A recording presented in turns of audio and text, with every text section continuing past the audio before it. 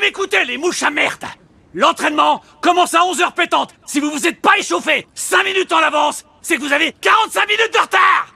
Est-ce que c'est clair? Tout le monde pensait que Ted avait perdu la tête. Mais en réalité, il utilisait une tactique psychologique très agressive, uniquement pour résoudre les conflits du vestiaire, et accepter le joueur le plus détesté de l'équipe. Peu de temps avant, l'arrogant Jamie était revenu à Richmond. Mais les joueurs ne pouvaient pas lui pardonner son égoïsme et sa trahison passée. Toute l'équipe avait de la résistance envers lui. Pour briser l'impasse, Ted a abandonné son masque habituel de douceur, et révélé le coach colérique Ted caché depuis longtemps. Pendant les entraînements, il pouvait exploser de rage à tout moment, punissant tous les joueurs sans aucune raison.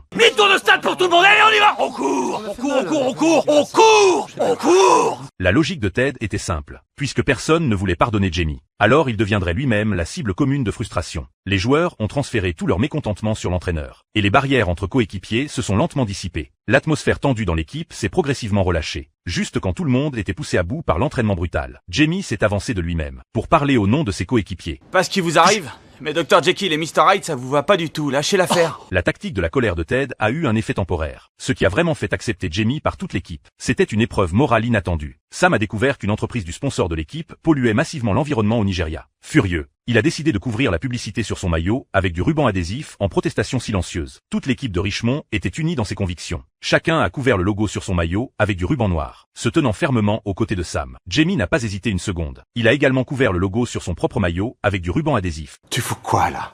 On est une équipe, non? On porte le même maillot.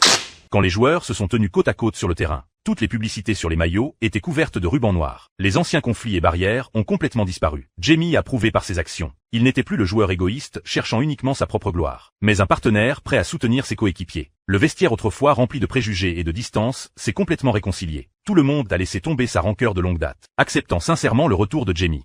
Les vrillés à 3, 1, 2, 3. Les vrillés!